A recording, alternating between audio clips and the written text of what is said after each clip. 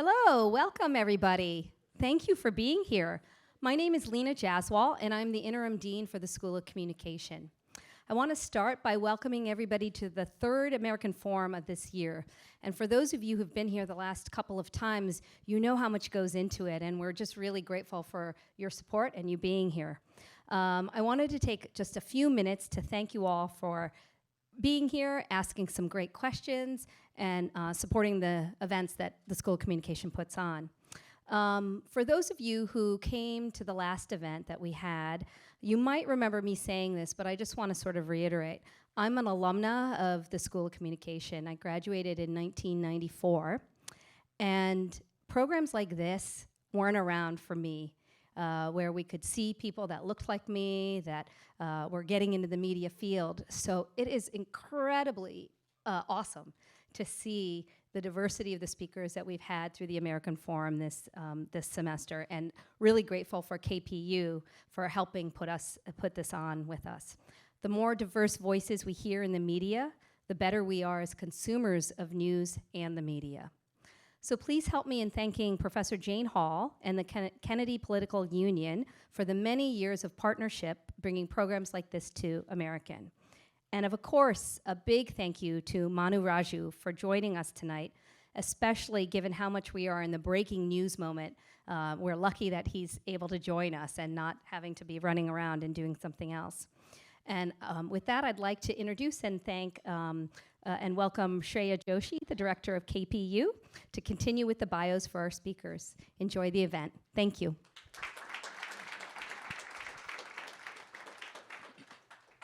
Good evening and welcome, everyone. My name is Shreya Joshi, and I'm the director of the Kennedy Political Union. Thank you all very much for joining us this evening. It is my honor and privilege to introduce tonight's event. Manu Raju is the anchor of Inside Politics Sunday and CNN's chief congressional correspondent. He is a veteran reporter in Washington who is known for his ability to uncover what politicians are privately discussing out of the public's view, as well as his sharp and skillful questioning of elected officials. He has been recognized with multiple journalism awards for his coverage of significant political events, including the January 6th attack on the US Capitol. Tonight's event will be moderated by Professor Jane Hall, who is an associate professor in the School of Communication and a longtime moderator and executive producer of the American Forum. Before coming to AU, Professor Hall was an award-winning journalist covering the news media in New York for major publications, including the Los Angeles Times, where she won Editors and LA Press Club Awards and was a finalist for the Pulitzer Prize. She has been a regular commentator on media and politics on CNN, Fox News Channel, and MSNBC, and in numerous publications. Professor Hall is also the author of Politics and the Media, Intersections and New Directions, published by CQ Press. Without further ado, please join me in welcoming Manu Raju and Professor Jane Hall.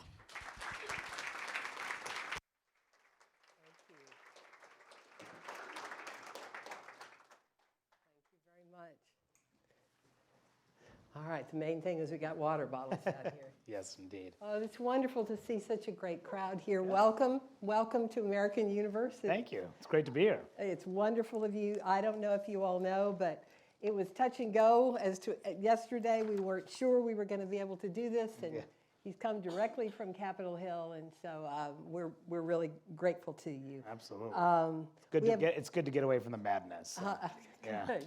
We have a wonderful audience here of students in journalism, political communication, policy, business, all across the campus. We also have some visiting journalists from Norway. We have representatives of the Sikh Student Association and the South Asian Student Association, for whom your prominence is a particular point of pride.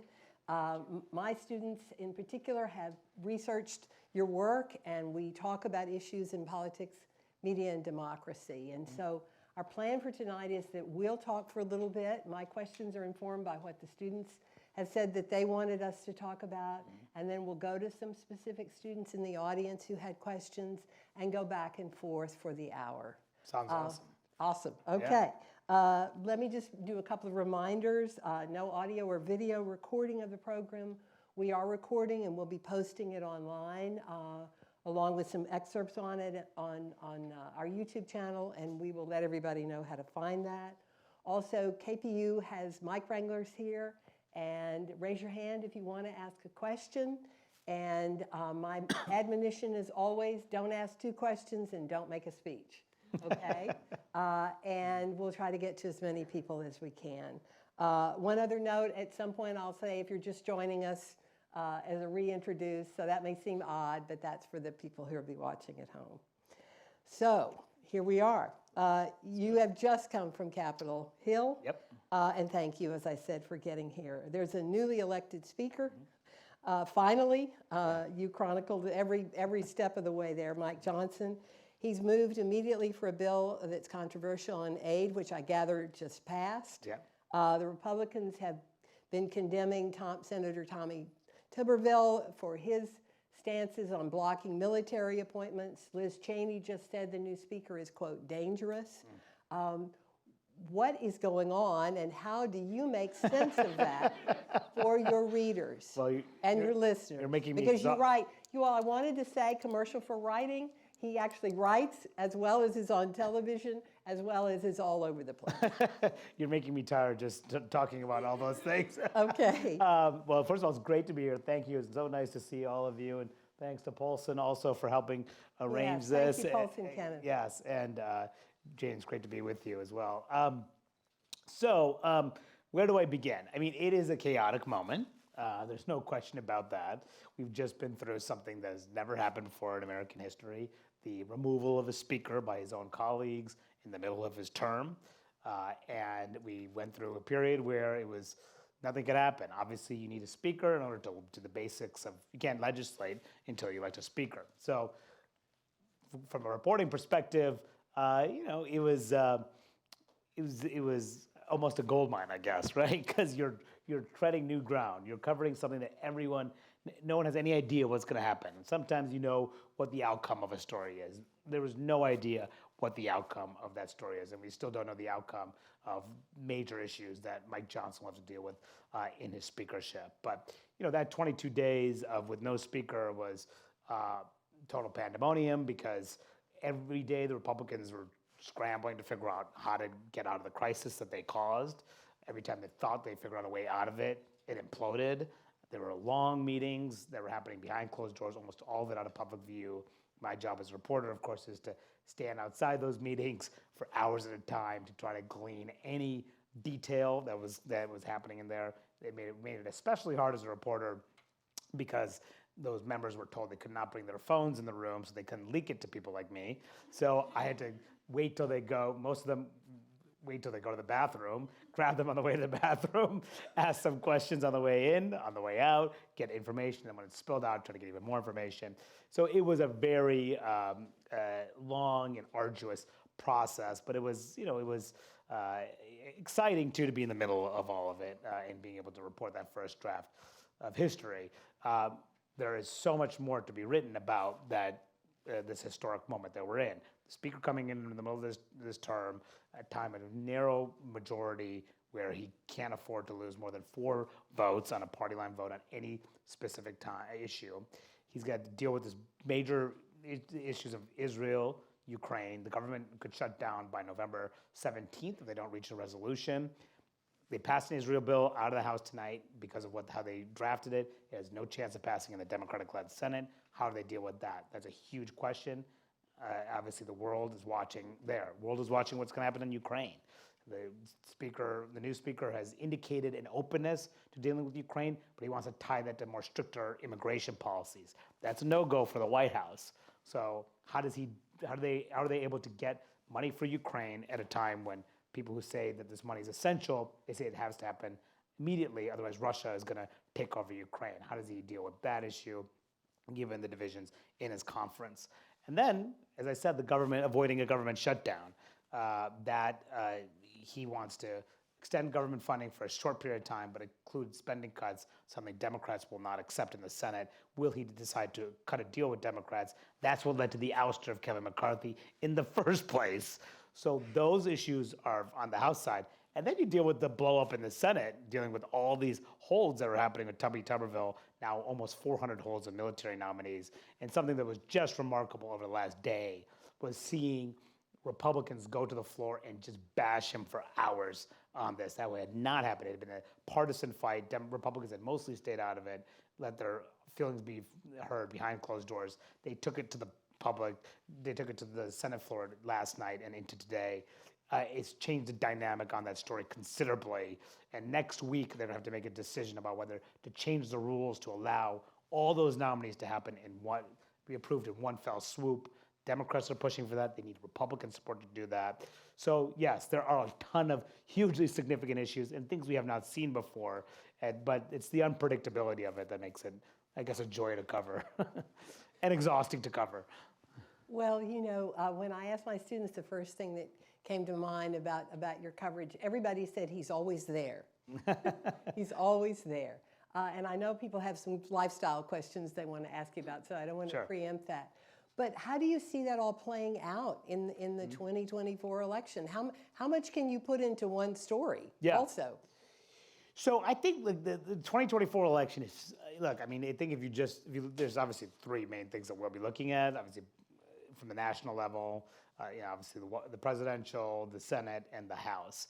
I think that if you were to bet on where things are going to go, I would say that the House seems very likely to flip to the Democrats, just because the way the map is and the way some of these key states are dealing with the redistricting fights, like in New York, where the Republicans are really in the majority in the House because of New York. They swept key New York districts, and it was because of the way the lines were drawn that over a court fight that led to the Republicans having more favorable districts. They lost that. This has been battled in the courts. They have now lost that, and it looks like the Democrats are going to get more favorable lines because of that ongoing litigation. That could actually lead them back into the House majority in the next go-round. So they are favored there. So I would bet on that. I would bet on the Senate flipping as well. I think the Republicans have a very good chance of taking back the Senate. The map is very much in their favor right now. They really don't have many incumbents. They only have two who are potentially at risk, Ted Cruz and Rick Scott. They're likely to be reelected given their states. And then you have red states like Montana, West Virginia, Ohio, which is an increasingly red state, all Democratic seats, could potentially flip, and all the Republicans have to do is pick up 2 seats, one if they pick up the White House. So I'd bet on the Senate and being in Republican hands, House being in Democratic hands, but the race for the White House, I think, is just incredibly unpredictable. I mean, who knows what's going to happen with Trump's indictments? What if he gets convicted? How does that play in a general election? Biden's age is an issue. Trump's age is an issue. How will things play out in a general election environment? That, I think, is the most unpredictable of them all. So, that being said, my predictions of the House and the Senate could be totally off as well. One thing as a journalist, you try not to get too much in the predicting business because you can get into trouble doing it. But if I'm talking to you guys, I can give you my prognostication. But the interesting thing for me will be to cover each of some of those big races in those battleground states on the congressional side, and which ties into kind of the national fight for control of Congress. And then I'll dip into the presidential race, but I'll try to stay away from it as much as possible.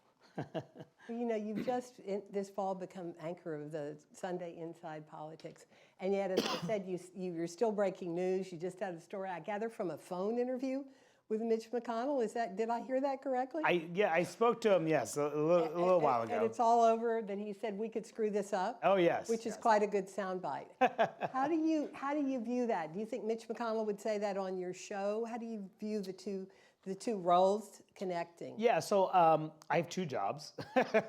So I am. A lot of people are either an anchor or a correspondent. I'm an anchor and a correspondent. I'm happy about that. It does create a bit of a challenge in balancing it all. This is a new dual role that I have. Are you liking it? I am, yeah. The nice thing about it is that I can do original things for the show.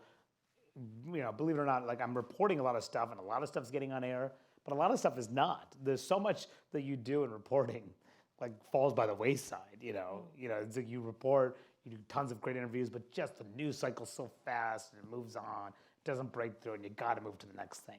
Sometimes you're like, you know what, I'm going to have something original, and we'll roll it out on Sunday. So there's something that you should watch at 11 a.m. on Sunday. I can't say yet that I'm working because I don't want to jinx it because it could fall apart tomorrow. So that's a nice tease for you all to watch my show 11 a.m. Sunday. Tell all your friends and your parents and everyone else.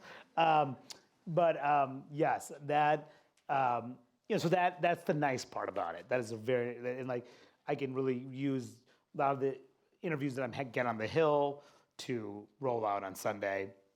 And help drive our discussion forward. So that's what I enjoy about it. The challenge is, just managing my work-life balance, which has already been challenging to begin with.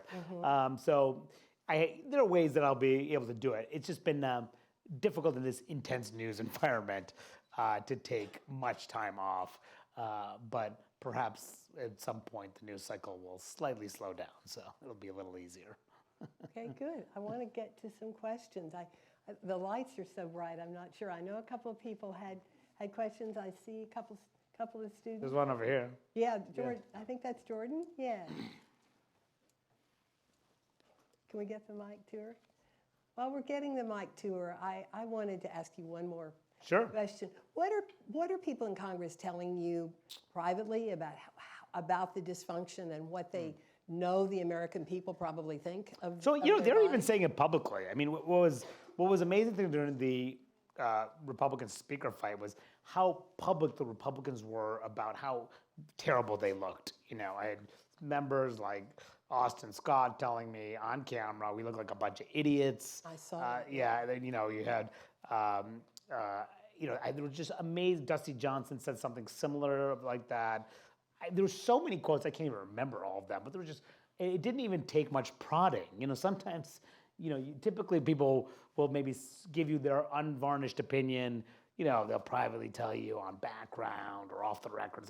They were saying it on camera, in front of a national audience about how terrible they were dealing with this and how bad it was, how they could lose a majority, how they hated this person or hated that person. It was incredible. So like in that sense, it was great. It was like sometimes I couldn't even get all of that on TV or even on my show because there was just too much to choose from. So that I have never seen before. Typically, it's so partisan up there that they will attack the other party. They were attacking each other for weeks, which made it actually kind of more interesting too. Okay. Yes. Let's go to Jordan. Hey, hi, my name is Jordan. I first just wanted to thank you for being here tonight. Sure. And my question is, with all the chaos going on right now, how do you cover politics? With that specifically, how do you avoid the burnout and feeling overwhelmed? Yeah, coffee, lots of it. It is a good question. I'm not quite sure how to answer that. I'm not burned out yet, which is good. I do get tired a lot. I pass out watching TV at night when my mind is starting to slow down, and I'll once my mind stops working, I fall asleep because my mind's been going nonstop all day long. I think that to avoid, for me, it's like I try to have some release. Like I have 2 young children. I try to, like I coach their teams on the weekend. They have soccer, flag football, and baseball, and other sports that they do, and that kind of is a nice release. And the things that I do for fun, I like to play golf. That helps relieve get my mind off of work. I'm a big sports fan, so I went to school at the University of Wisconsin, so I'm a big Badger fan. I grew up in the Chicago area, so I'm unfortunately like a Bears fan and a Cubs fan. So I get to that kind of helps me to some extent. The more I can do that helps. We always try to take vacations, plan like fun vacations on my free time. That really helps reset my mind and like something to look forward to. So I just try to I think my overall mentality is just work hard, play hard. I work super hard every day. I really don't like being lazy. I hate laziness. When I'm lazy, I feel guilty about it. But then I try to enjoy myself in my free time, whether it's with friends, family, doing stuff, just keep myself busy. And I think that actually kind of helps to some extent having some sort of work-life balance. Okay, good. I think there too. Yes.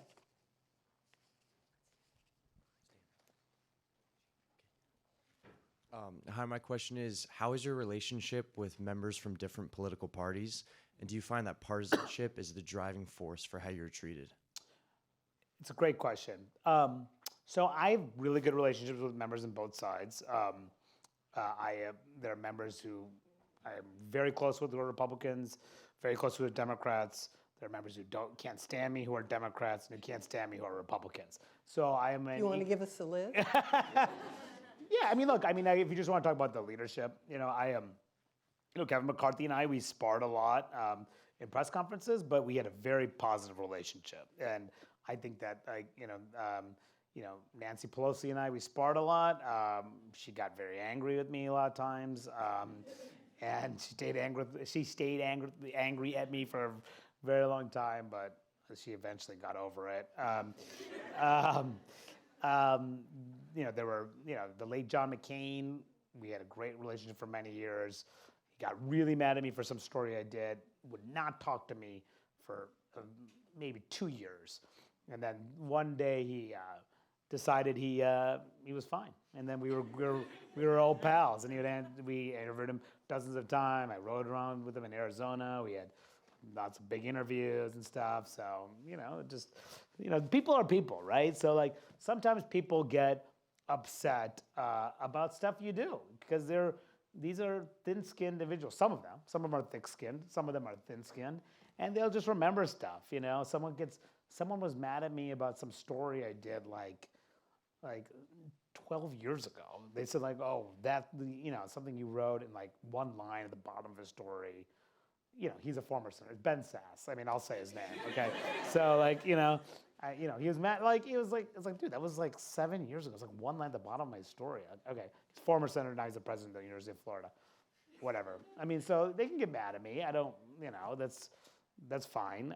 My job, what I try to do to try to maintain good relationships, is to be totally honest about what I'm reporting. That goes a long way. I tell a lot of young reporters, sometimes if you're writing a negative story about someone, they'll may not be direct about what they're writing to that person. So if I'm writing a negative story about you, I need to go to you before my story is published, well before, maybe at least a day, 24 hours, tell you exactly what I'm going to report and give you the opportunity to respond. Okay, and then you can give me a response, you can yell at me, whatever. Let's have that fight before I publish it. And then I listen to you, you give me your comment or your context, whatever, and I have to listen to it with an open mind and now frame my story. Maybe what you're saying to me is a bunch of BS, but maybe what you're telling me is totally true and it forces me to change or even kill my story. I have to come with you with an open mind on that. That goes a long way in preserving relationships, because even if my story is negative about you, you'll be like, well, he treated me fairly. That's at the end of the day, all I want to do is be people to think that I am treating them fairly. And whether it's a story I'm doing or my questions, I want my questions, I can ask tough questions, but they can be tough but fair questions. So nothing total, that has to be part of the frame. Now, in terms of some people may treat you a little bit differently from their political persuasion, I think that there are some people who are like that, but I think that's a small fraction.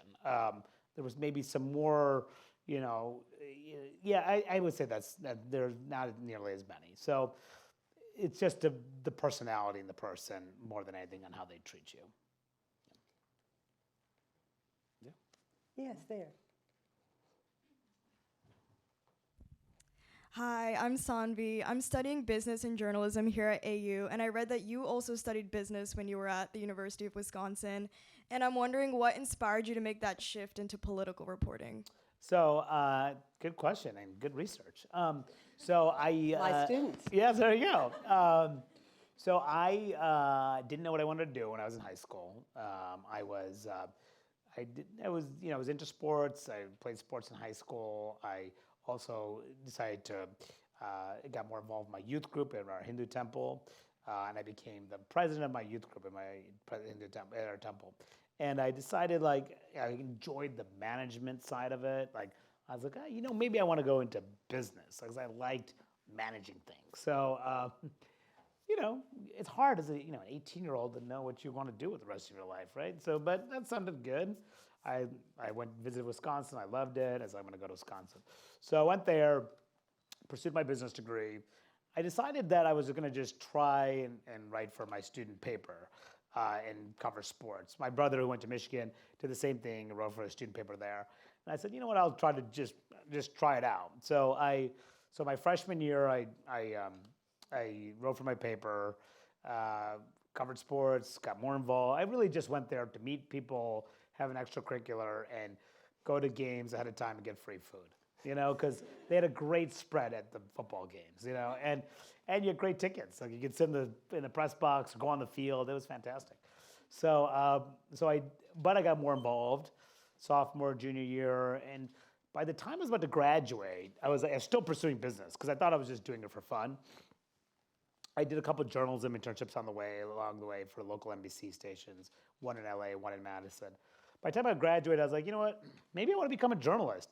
I went to some job fair. I remember, at first I thought I wanted to go into sports management. I thought I was going to merge my interest in sports and business. And I went to a job fair, and I couldn't. The jobs that were there were not particularly appealing that they were offering to people like me. They weren't even offering it to me. There were lines of 50 people waiting for the job that I wasn't even interested in. So and I said, you know what, maybe journalism is what I should try. And it's great to have a journalism degree. It's certainly helpful, not totally necessary. I would say about half journalists that I meet have journalism degree, half don't. You can go either way, and I recommend if you are interested in it, you should get a journalism degree. But not 100% necessary. I didn't get one, but I got my experience in writing for my student paper, and a lot of the employers, they look at kind of your clips of your work. And I only moved to Washington because my folks relocated from the Chicago area to Maryland. My dad changed jobs. He worked as a doctor in Chicago, changed to the NIH out here. So I said, you know what, I'm just going to move to DC, look for work. And so then I started to look for journalism jobs, and I found one that hired reporters like me out of college to cover environmental policy for a trade publication. It's called Inside Washington Publishers, Inside EPA, the first publication, one of the newsletters that has it. I knew nothing about Washington, barely anything about reporting, and certainly nothing about environmental policy. But they just kind of throw you in, and you kind of learn it on the fly, sink or swim, and there's not a whole lot of mentorship. So, I kind of enjoyed it. I started to become a better reporter, learned how Washington worked, learned how to develop sources, and I thought I wanted to continue in this route, and then took that experience to Congressional Quarterly, where I covered energy and environmental issues. But I got my experience covering Congress. That was my first Congress job. So I started to learn about the House work and the Senate work. And then from there, I went to the Hill newspaper, where I covered the Senate leadership. So that was around the time of Obama and Hillary were there. So I got a good political reporting experience from there. And then from there, I went to Politico in 2008. I stayed there for 7 years, also covering the Senate. So I kind of used each experience to go to the next. And while I was at Politico, I started going on TV more, CNN more. I moderated some debates on camera, and I said, I kind of like the TV aspect of it. And then that led to a job that opened at CNN. So each job I learned, more about myself and more about, kind of grew from there. But I tell also a lot of people that it really came with a lot of risk taking. I didn't know moving to DC was a big risk. Some of the decisions I made in college, whether I was writing for my paper or doing anything else, there's some level of risk in these decisions, and it's worth it. I applied for so many jobs too, and I didn't get along the way. Which is humbling, but it helped me, persevere and eventually get to where I want to be. So that's a long way of saying if you're interested in something, try it out, and we'll see what the next where that leads you to. That's a heartening story, actually, because that's the path we talk about for a lot of our students starting out at what used to be called the trades. Yeah. you know? Yeah, absolutely. Yeah, someone in the middle there had a question, I think. Can you guys get to her here? This woman here on in the row here. Uh-huh. Tell us your name too, please. Thank you. My name is Herbani, and I'm a sophomore here at American, double majoring in legal studies and journalism, and also from the Chicagoland area. Excellent. Which suburb? I'm from Glen Ellen, so Okay. like Panfish Park, but I have family in Schaumburg and then some family in Aurora as well. Excellent. So love to see my Chicagoland people, but now I'm from Dallas, and I'm very happy to be in the warm area. But my question for you is, as a South Asian child of immigrants, how has your background and your upbringing, encouraged you to pursue this field, and how do you think that it's influenced you when you cover the BIPOC community and you cover the South Asian community in your reporting or in your stories when it pertains to minority and marginalized communities? Yeah, well, thanks for the question. And we were talking about this backstage too. There was not, when I was a kid, there weren't many South Asians or any really on air. It was mostly a bunch of white guys. The diversity has improved. It still could go a long way to improving in all aspects of journalism. My parents didn't really, to their credit, weren't for pressuring me to go in one field or the other. Although they would have been happy if I became a doctor, let's be honest.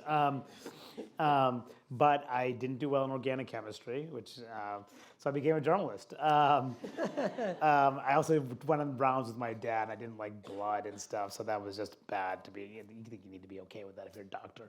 So when I first started, even in covering Capitol Hill, I think I was the only South Asian covering the Hill. I mean, I've now been covering Washington for 21 years and covering the Hill for about 18, 19 of those years. But it's gotten a little bit better, but we're still underrepresented in the press corps.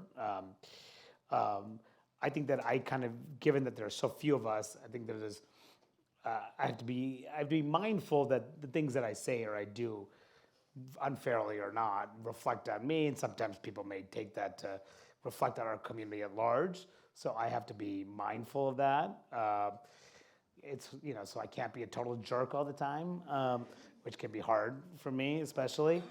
But I think also like having, my parents worked so hard. It's like my dad, grew up in a small village in India, and he had they lived in a one-bedroom house with lots of people in the house living there, and he came to the U.S. and he built a successful career as a doctor, and I credit him for like everything that he has done, and my mom too, coming from the family she did. She had a more modest upbringing, but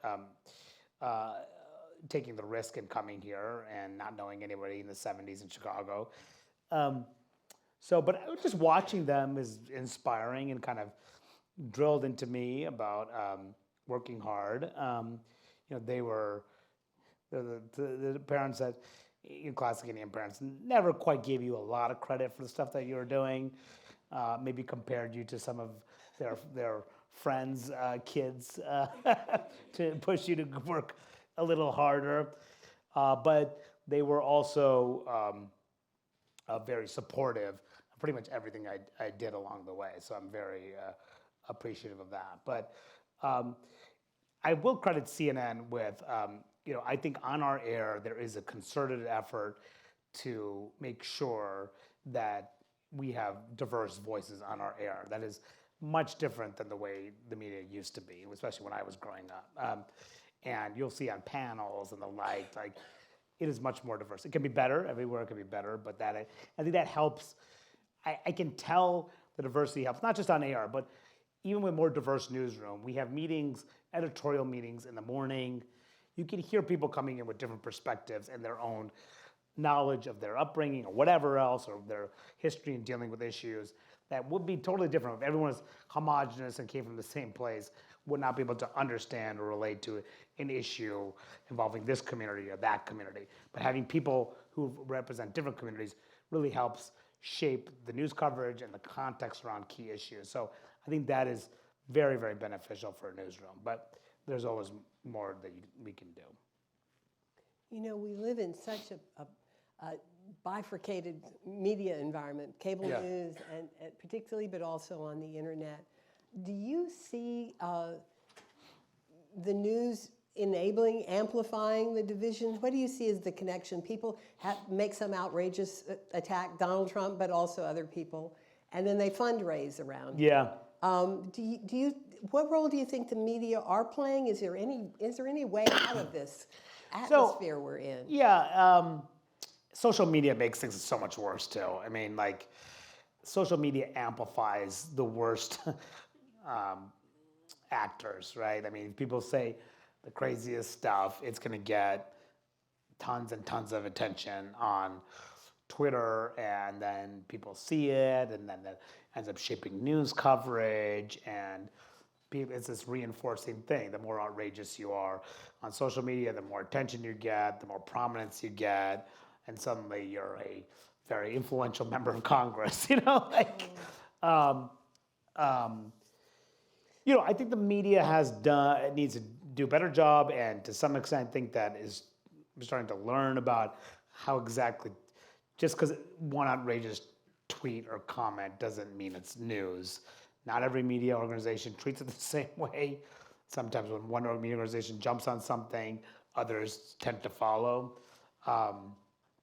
But the media has to have a role in making sure that if someone says something crazy and outlandish or says something, it has news value to it. It's not just because they said it and it drives traffic or drives clicks. There's actually a reason why we're reporting this, because you care about it, because this person is running for office and you should know what he or she is saying, because what they're saying could affect how you may vote in an election. So there is a balance, but that's all that we have to strike, and not just jump on every outrageous tweet. So, is there something you've declined to somebody said that you've declined recently? Yeah, well, I can't think of anything. I mean, yes, oftentimes. When Mike Pence withdrew, you showed Trump trashing him. Oh yeah.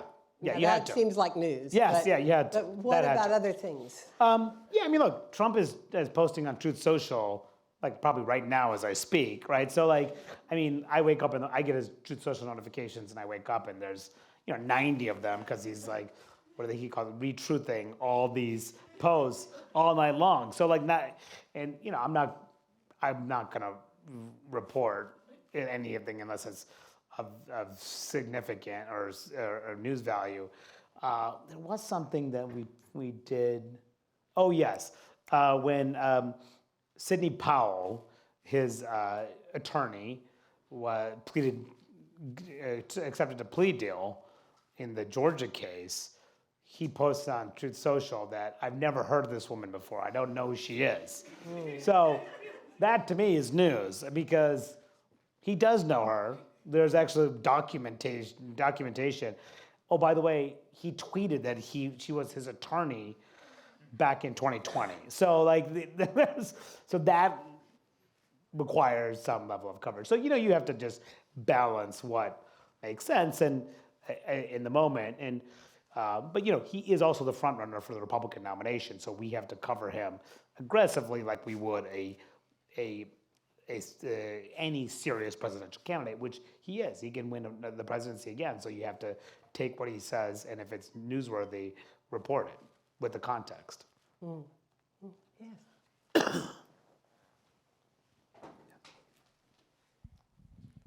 Hi. First of all, thank you so much for being here What's your today. name, please? My name is Victoria. I'm a master's student here. I'm getting my master's degree in political communications. My question for you is, how important is it to you to have like two sides to a story, and how do you combat people who try and make claims of fake news? So yeah, there's two. I like your questions; they're good. They're two separate questions. So let me try to take the fake news thing first. I kind of ignore if people say fake news, like I just kind of view that as whatever. Like, let them say whatever they want about me. They can call me what I've been called every bad name in the book. It doesn't hurt my feelings. Okay, like I just I just kind of tune that out because I just got to do my job, because there are people who just trying to influence how you cover stuff. I only care about like my story being correct, So like breaking news and getting new information that I can report to viewers and readers. That is my primary objective. Both sides is incredibly important. Now, how you frame a story depends on what the story is. I get criticized a lot. Oh, you focus on giving both sides too much equal weight. That's what I get. That's a lot of criticism that I get. My job is to understand what both sides are saying on any given issue. Depending on the issue, frame it in a way that is the most, one, interesting, two, newsworthy, that you don't realize is or don't know, because I didn't know, I'm learning about it. So if I don't know about it, you don't know about it. So telling you what you don't know, and we're learning for the first time together, that's my primary bias. And then when there's a new piece of information that someone is affected by, going back to the initial question I had, giving you a chance to comment about it and hearing your side. Because sometimes if you're hearing only one side of the story, you're only hearing one side, so you don't have the full picture. So it's actually unfair for your viewer or reader to only hear that side, because you're missing context on this side. So my job is, once I hear both sides, decide what the story is, what the frame is, how much prominence to give both sides in the story, sometimes the story is about a senator who's been indicted, and the story is about 75% about the allegations in the indictment, and the very serious charges, the implications, what people are saying. 25% maybe the reaction of the person who's been indicted. They say they're not guilty. They're saying this and that and the other. Just because I'm not going to give 50% to Bob Menendez, who just got indicted, and 50% to the indictment in the story. That's not both sides. I'm giving both sides. I'm giving them their opportunity to respond. Now, if there's a fight on Capitol Hill over some bill that's happening, it'll be more 50-50 than an indictment against a senator. So my point is that each story, you have to determine exactly how it's framed and how much weight to give both sides. But it is essential in every story to hear both sides of the story, both sides of the issue, and then make the decision about how you're going to present that information. You referenced the Menendez interview. Yeah. Can you talk about that a little bit? Because you suddenly appear, and then of course it seems like there are a lot of people following you. So I wonder if you map the halls of Congress. That's one question I do have. Yes. But on a more serious note, so you sort of appear there, and then other people are following, and you were confronting him about. Tell us a little bit about how you reported that story. Well, this happened yesterday. Sometimes you just kind of fall into the story. I mean, so you asked about the Capitol's a pretty big place. I'm sure many of you have been. I mean, and the Capitol building, and then there's the office buildings that on the Senate side, and the office buildings on the House side.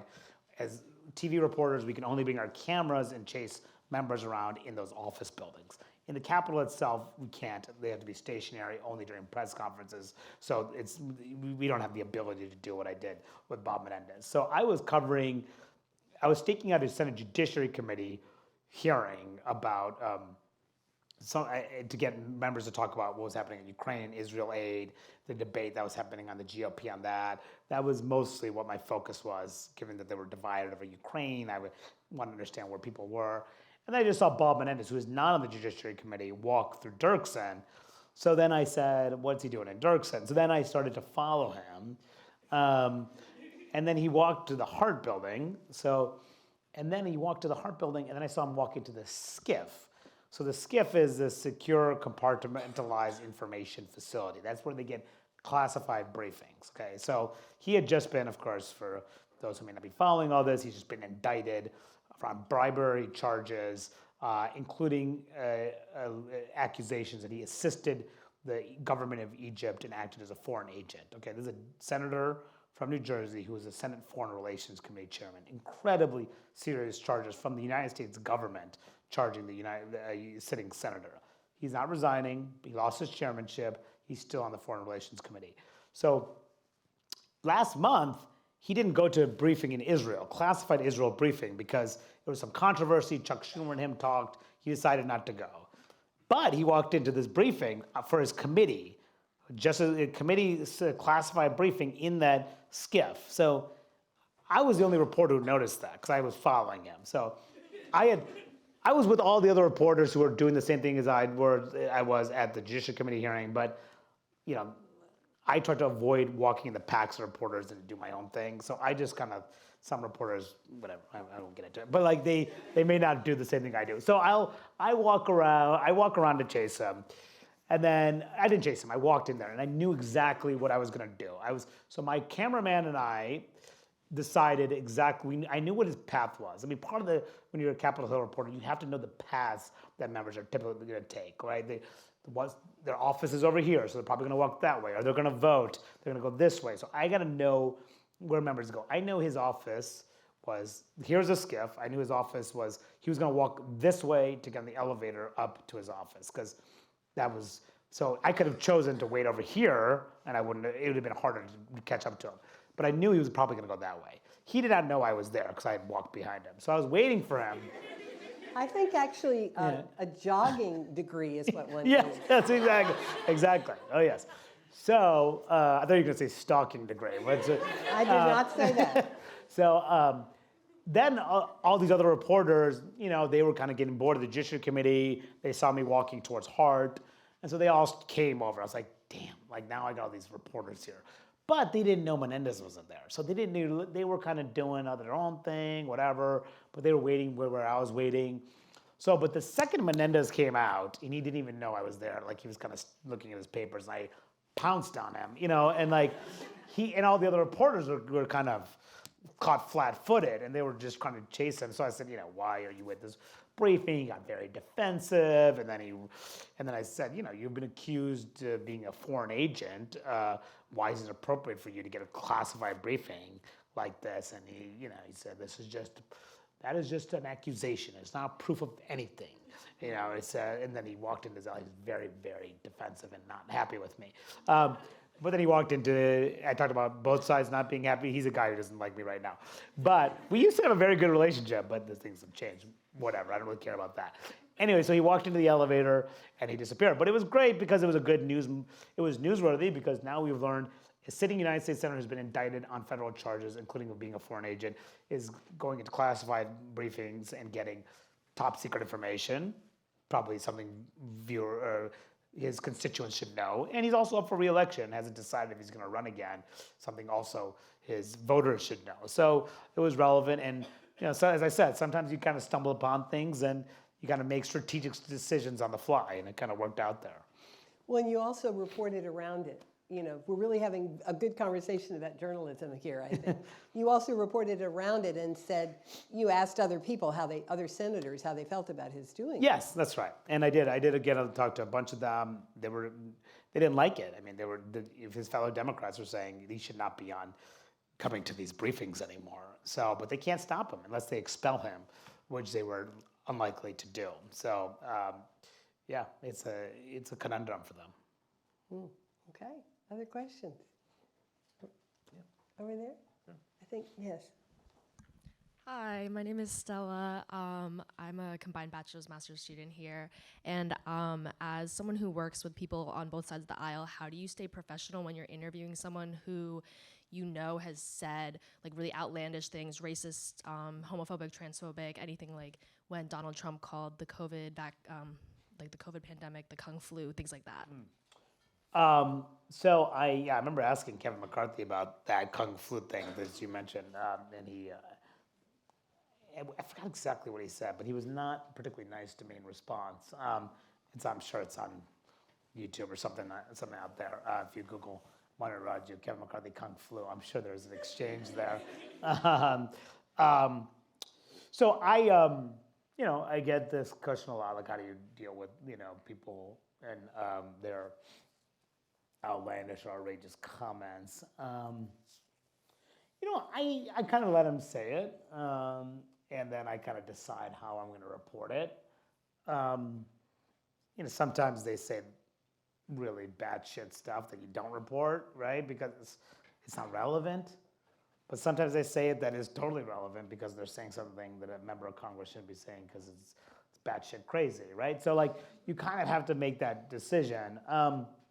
But in terms of like their personal politics, I mean, if they are, as you said, either homophobic or you said racist and other issues, like they're members of Congress. Like I that can't affect how I cover them, right? Like I have to. There's still a vote in the United States House or Senate, right? And they are still a person who is entrusted by their voters to has in these positions of power. So they are still going to be held accountable into a standard that I would hold anybody else. Now, if they say those things to me there, I will absolutely report that. If they say something racist or homophobic or, that's newsworthy because their voters and our viewers should care about someone saying something like that. But if they have a history of that going into, an interview with me, I can't have a more negative opinion about them than I would about anybody else because that would affect how I do my job, right? Does that make sense? Because sometimes I get like, well, you shouldn't even like give that person airtime. You shouldn't because of like their history or whatever. And look, there's still if they're a person who's in elected office, they matter, right? Like what they say actually matters, and people should care about what they're saying, even if it's super controversial. So, but deciding what exactly to report and what to air, depends on the newsworthiness of that situation. There's one all the way in the back. Oh, all the way. Doesn't matter. I saw him raising his hand a little while ago. Okay. All the way back. There you go. Good, thank you. So you've talked about how Please tell us your name. Oh, sorry. My name's Jackson, by the way. I'm a major in public relations. So you talked a lot about your relationship with specific members of Congress. Could you talk about your relationship with press staff and communication directors on the Hill? Sure, yeah. I have a lot of good relationships. And I think that part of it goes back to what I was saying earlier, just to be totally direct and straight with, if you're a communications director, to be straight with you about what I'm reporting and not surprise you. I never want to surprise somebody. It's like, I can't believe you reported that and didn't tell me. Like that is the worst phone call to get the next morning, I want everyone to know exactly what's coming. So that helps a lot in terms of relationship building. It's interesting on the Hill, it's different than in the White House or any other agencies. Yes, I talk to aides all the time, communications directors, spokespeople, different people on different levels in the offices. But I have a lot of really good relationship with the members directly, and I deal with a lot of on a member level. So I have, sometimes I'll have like very deep relationship with a member who's helpful and I rely on for information that I don't even have with their staff, because I'm just dealing with the member. So like that's the uniqueness about covering the Capitol, which is different than the White House. Maybe people have deep relations with Joe Biden, but it's not. It's an aid business in the White House or in a federal agency. You're dealing with those instead of the principals. They're all important people to know. I think there's a risk of sometimes reporters and aides becoming too close of friends sometimes. There's nothing wrong being friendly, but sometimes you have to make sure you are covering someone objectively and fairly. If you become too close of friends, sometimes it can affect your objectivity. So I kind of counsel young reporters about that. But there's nothing wrong with having a positive relationship and professional relationship and friendly relationship, et cetera. It's all good. But it really boils down to having a trusting relationship. They should trust that I'm telling you the truth, and you should trust, and I should trust you as a communications director, that if I'm telling you something, you're not going to screw me and tell my competitor what I'm working on, or you're going to come back and tell me the truth about something and not lie to me about, that's not true. Oh, no, that's totally false.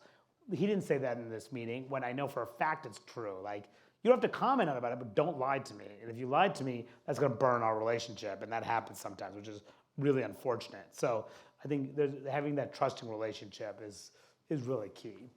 Yeah. I want to ask you about January 6th. Yeah. You were there, and your tweets were being read. Can you tell us Yeah. a little bit about that? Sure. Yeah. I mean, I went in knowing it was going to be a long day because we expected multiple objections to the states. We expected 6 objections, which would have been about 12 hours of debate in the House and the Senate side. So I expected to be there pretty much all night. Obviously, no one expected what happened, which happened. The first scare was when I was, after the first objection in Arizona, there was an evacuation of one of the buildings in the Library of Congress. And so we're like, well, what's that about? So we were about to break into our coverage, which is covering the debates in the House and Senate, to report about the evacuation. And then suddenly everybody went back inside the building. I was like, okay, I guess everything was okay. And about 15, 20 minutes later, my colleague, Ted Barrett, who's the producer on the Senate side, comes up and goes, you got to get on air. We're in a lockdown. And I've only been in 2 lockdowns in my entire time covering Capitol Hill.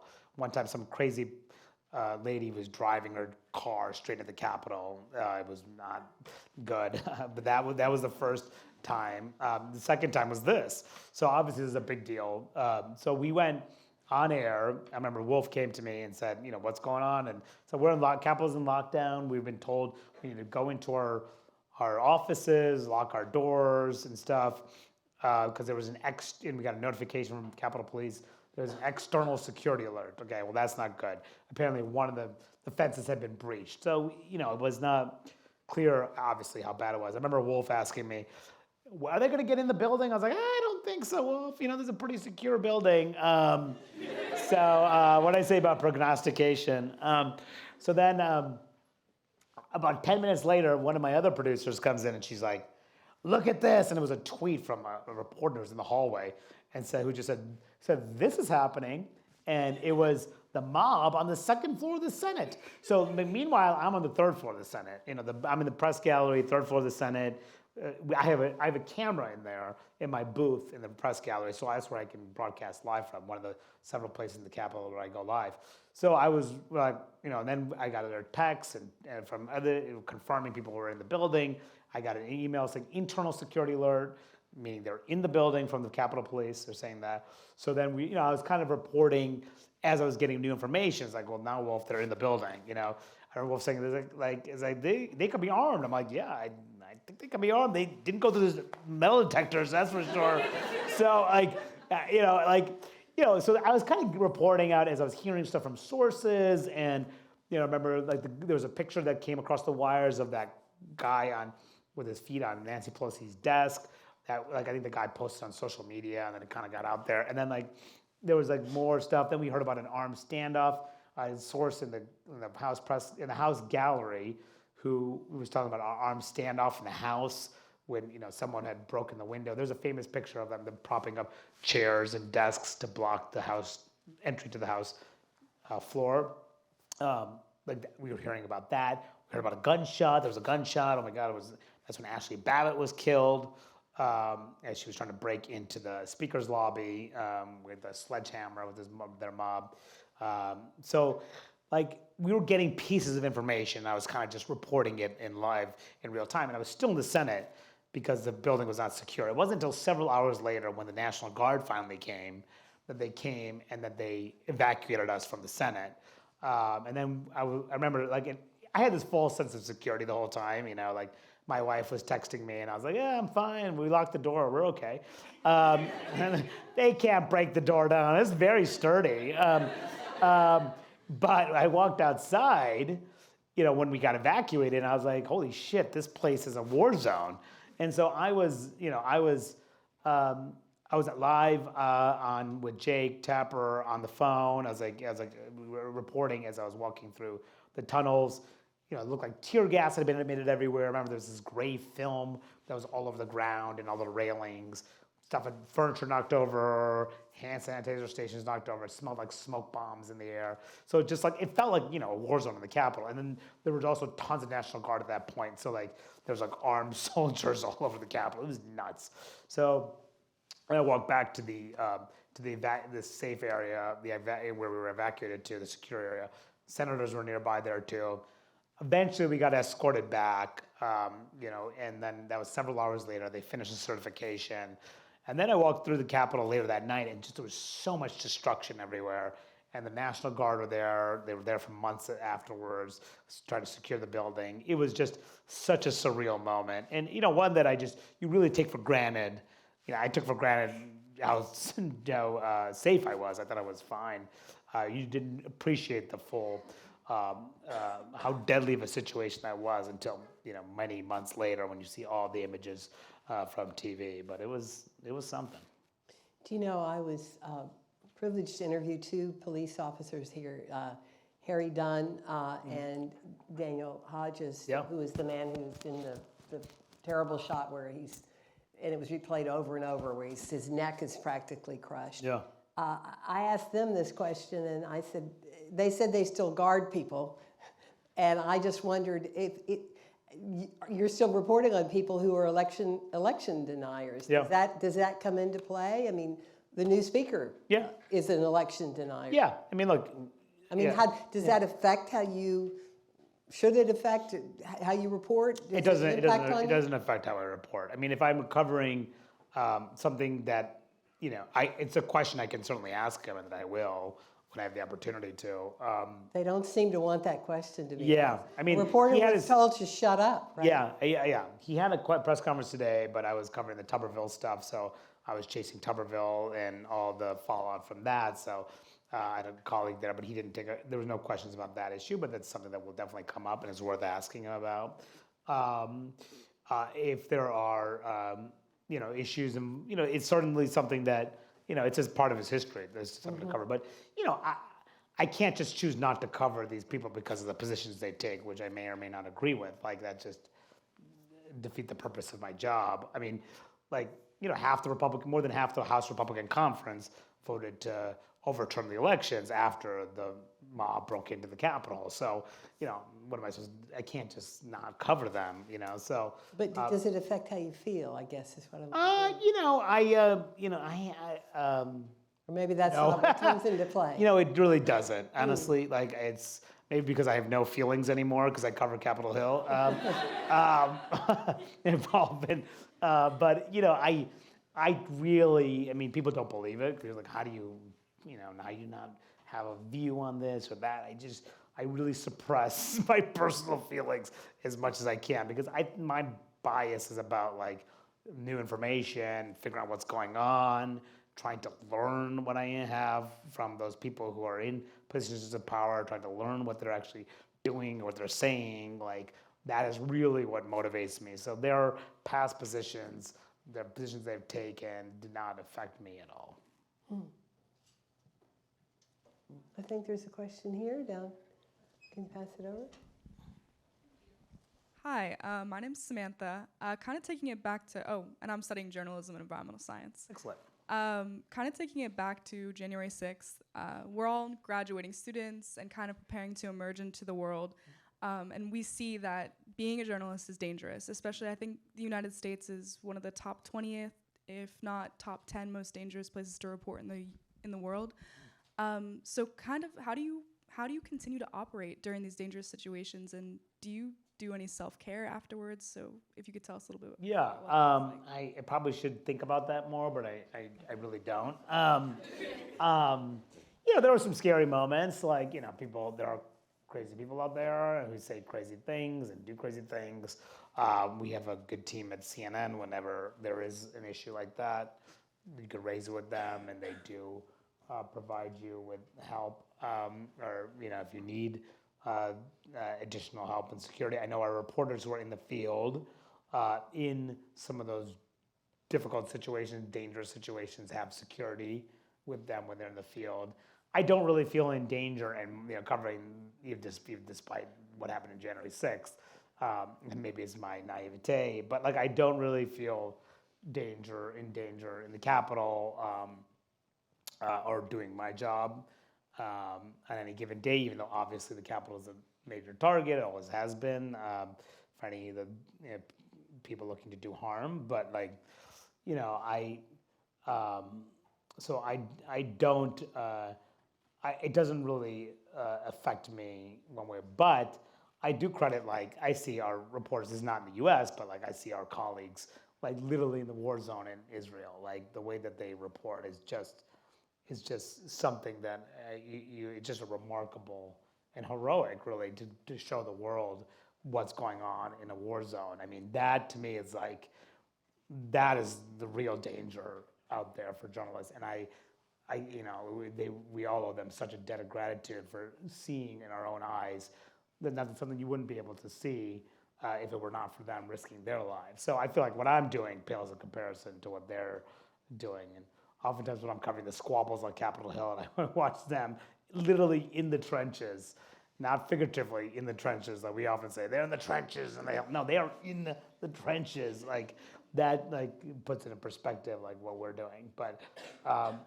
yeah, but I mean, I'm not trying to put a light, you know, there are people in the United States and reporters who are in harm's way and cover these things and risk their lives.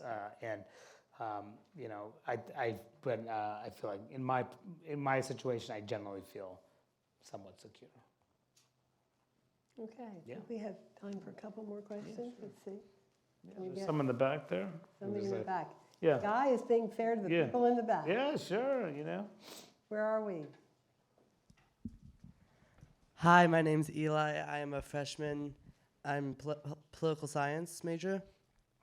So we often see a lot of polarization in Congress and with the presidency. And sometimes you hear that people are getting along, but I often hear, not just on CNN, but just in the media and even politicians say it, they hate each other, they absolutely hate each other, but then you hear sometimes that they love talking to each other. Have you heard anything that makes us more positive that they actually do like each other? Or do they just, is it a blood sport? I hate to give you a bad answer for this. It depends on the members. You know, some members generally have a good relationship across the aisle. Like there are a lot of members in the rank and file who they're friends with their colleagues, right? It's more, senators tend to have a more chummier relationship than House members, typically, just because of the nature of the institutions. Some of them serve longer in the Senate, so they know each other for longer. I would say I'd answer this two ways. One, it's not the way it used to be, where like the senators used to live in Washington, the House members would live in Washington, families would get together over the weekend, they would get to really know each other. People are in and out in Washington. Like their senators are in on Monday evening, they're gone Thursday afternoon. All their free time is taken up by fundraisers, and they're gone. House members, similar type schedule. So like there's not as much of that time to build bonds across the aisle. The ones who have ones are ones that are actually working on issues where they need to work together to pass legislation, which typically happens more in the Senate, because the Senate, you need bipartisan support, you need 60 votes to overcome a filibuster, which typically in recent years, when you don't have a filibuster-proof majority, you need to work across the aisle to get something done, which means that they probably have better relationships. So it's more of a relationship-driven body. The House is a majoritarian body. You need to pass stuff with a simple majority. So if you're in the majority, you don't give a crap about the guys on the other side. A lot of people don't, right? Because they can just do whatever they want. And so that doesn't really lead to positive relationships. Post January 6th, the relations in the House were just at an all-time worst. I mean, just rock bottom. I've never seen two parties despise each other more than after January 6th. It was really, really poisonous. It's gotten better since then. That was rock bottom. It's still tense. I think the leadership changes have facilitated some of that. I actually do think that Kevin McCarthy and Hakeem Jeffries had a good relationship that has deteriorated in the aftermath of his ouster. And now McCarthy is no longer in the picture. Jeffries and Johnson don't really know each other. We'll see how that relationship plays out. They had a positive first meeting when they met earlier this week. I tend to think they'll probably get along well because they both are pretty friendly. McConnell and Schumer, they have a professional relationship. They don't really have a chummy relationship. So, you know, there are members, again, rank and file are very close. So I guess that's kind of a positive answer to your question. Does that mean it'll actually lead to positive outcomes legislatively? And that's another question altogether. I think that may be about our last question. Oh, okay. I want to reserve professorial privilege. Sure. And ask you, what are you thinking, what is CNN thinking about, you know, admirably reporting on so many crises, certainly controversial, war coverage, lots of different issues here. I look at my students and I try to say to them, it wasn't always like this, you know. What are the thoughts that you have and that the network has about people who are tuning out the news, who feel they can't even handle how overwhelming it is? Yeah, you know, I do hear that. Like, people say that, like, I can't watch the news anymore, it's too much. And look, I get it, but I also feel like that's, you do that at your own peril, because there's so much that's happening in the world, as we know, that that folks need to tune in, especially 11 a.m. on Sundays. No, but but again, that's my view. And how do I convince someone who is tuning us out to listen to us? I mean, because obviously I see all the same polls that everyone else does about trust in the media is at an all-time low. I kind of view it as that I can only control what I do, right? Like, I can make my case internally about stories and how we cover stuff, and people listen to me, and I help shape our news coverage on stuff that I'm covering, and like, that is what I can control. Like, if someone does something and takes it in a different direction and hurts us because of the way they report it or spin something, I can't control that. So I have to just judge my reporting based on the facts, based on being clear on what I know, what I don't know, when I make a mistake to correct it, and be honest with viewers and readers, and hope that helps build that kind of trust in the news media, and I think that a lot of journalists are like that and have the same mentality that I do. So that's maybe a very Pollyannish way of hoping that things will, that people will look at us and like, they're really trying to do honest, objective journalism, but there are many, many reporters who are trying to do honest, objective journalism, and hopefully that will be, that can draw viewers in. Okay, I think that's going to have to be our last word. Yeah. I want to thank from KPU, Shreya Joshi and her team, including Ian Whitehouse, Lily O, Abigail Montgomery, and many others who helped make this production. Also Alexis Fuentes from SOC, which is our school, Cadi Vera, Tia Millage, Jacob Wadwine, Abby Complain, Rodrigo Salvatierra, Tom Fish, Veronica Castro, Grace Ibrahim, Riley Cedar, Terry Bryant, and of course our Dean Lena Jaswal. Thank you so much. Thank you. That was a great time. Thank you. Yeah. Thank you very much. Yeah. Thank you. Really appreciate it. He has agreed to stay for a few minutes. Don't flood the stage. We're going to take a KPU picture.